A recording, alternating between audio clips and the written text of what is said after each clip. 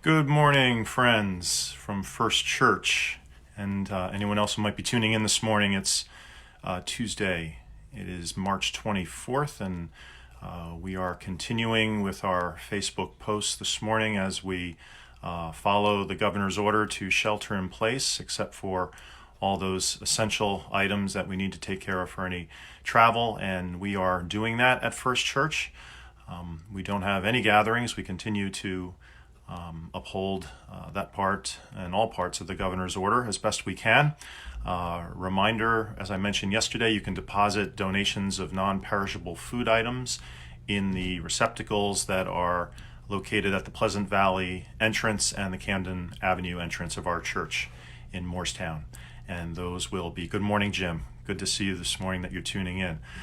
Those will be emptied every day by volunteers around the area and collected and make their way to the local food pantry that we are partnering with other churches in Moorestown to make sure that people continue to get the food that they need during this situation that we continue to find ourselves in. Good morning, Beth. Good to see you also this morning tuning in.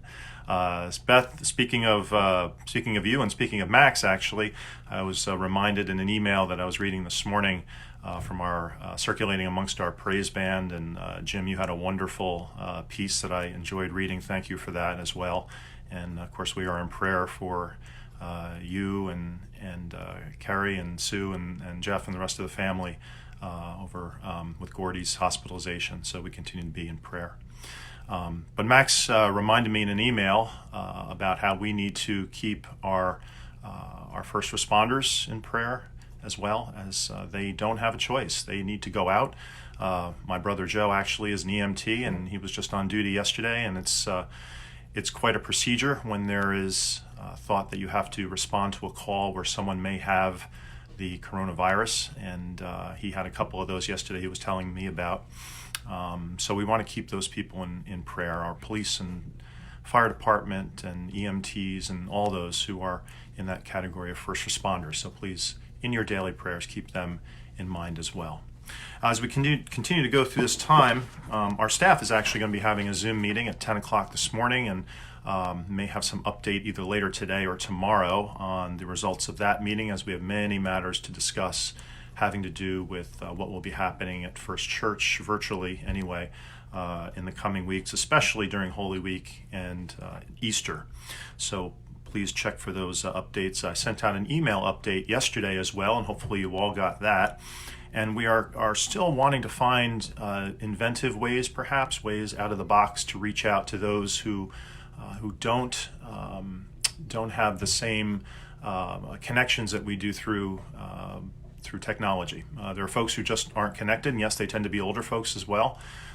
So if you can connect with someone who you know is in that category from our church, who could benefit from increased knowledge. It's very difficult for the church to reach those folks en masse, but if we all do that together, I think that would be really helpful. So remember to pay calls on those folks who are not technologically hooked in like a majority of folks are, through email or through Facebook or YouTube or any other way. And also call those older friends, as I've been saying every day. Make sure you make those phone calls to people just to check in on them and see what their needs may be. So please do that as well. Continue to look for email updates. We are going to be having Sunday worship virtually. It will not be live streamed, as I mentioned yesterday, but we're going to a recording format.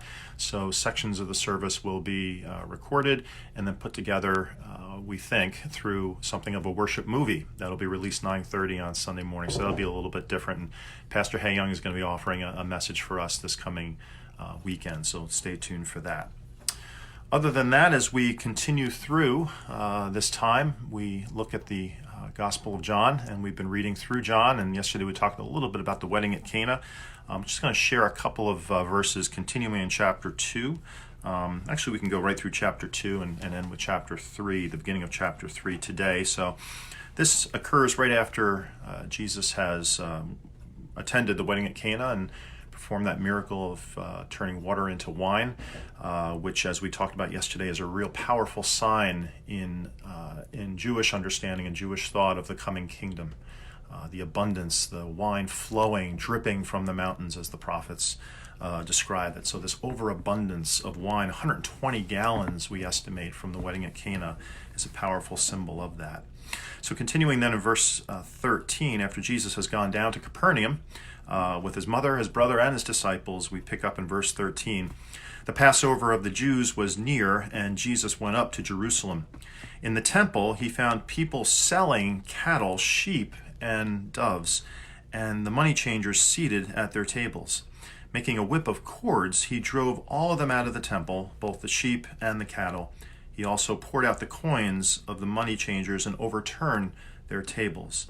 He told those who were selling the doves, "Take these things out of here. Stop making my Father's house a marketplace." His disciples remembered that it was written, "Zeal for your house will consume me." The Jews then said to him, "What sign can you show us for doing this?" Jesus answered them, "Destroy this temple, and in 3 days I will raise it up." The Jews then said, "The temple has been under construction for 46 years, and will you raise it up in 3 days?" But he was speaking of the temple of his body. After he was raised from the dead, his disciples remembered that he had said this, and they believed the scripture and the word that Jesus had spoken. When he was in Jerusalem during the Passover festival, many believed in his name because they saw the signs that he was doing. But Jesus, on his part, would not entrust himself to them, because he knew all people and needed no one to testify about anyone, for he himself knew what was in everyone. And we'll stop the scripture there. Just a couple comments about this. We continue to see this ongoing emphasis about those who are in the know about Jesus and those who aren't. And again, knowing about Jesus and believing in Jesus is a central theme that we find in the Gospel of John. And of course, this emphasis on signs as well. Signs is mentioned a couple times in the reading that I just read for you. The Jews asked Jesus, what sign can you show us for doing this? And by the way, that word Jews in the Gospel of John may sound pejorative, but it's eudoi in Greek, and it really means more Jewish leadership than anything else. We're not talking about the whole people, the Jewish people. We're talking about the leadership primarily is what's inferred in that word. So they asked Jesus, what sign can you show us for doing this? And of course, we talked yesterday about signs. Semea are very important in the Gospel of John, and we think that the author may have had something of a sign source in front of him, a physical manuscript that listed the signs of Jesus and maybe incorporated those into his Gospel. And of course, at the very end, we see signs as well. Many believed in his name because they saw the signs that he was doing. And remember, signs reveal the glory of Jesus, the kingdom coming, the witness to this kingdom and what this kingdom will be like, as far as incorporating all of God's people into this kingdom. So we see that present as well. The thing I can take away from this story, and of course the cleansing of the temple happens early in John's gospel, whereas in the synoptic gospels, in Matthew, Mark, and Luke, they happen right before the passion narrative takes place in Jesus' journey to the cross. Here it's early in John's gospel. And the whole idea of cleansing the temple, and what comes to mind for me is that Jesus actually gets angry here, doesn't he? He gets angry. And we don't like to think of that with Jesus, do we? We think of the Prince of Peace. We think of the one who teaches and heals and preaches. But here there's an expression of righteous anger that is appropriate. And we have to remember that. Anger is an appropriate human response at times. And anger is especially appropriate if it leads to something constructive, if it leads to change, positive change. And so Jesus models for us here perhaps what righteous anger should look like. And maybe in the midst of this situation that we find ourselves in, sheltering in place may bring about feelings of anger.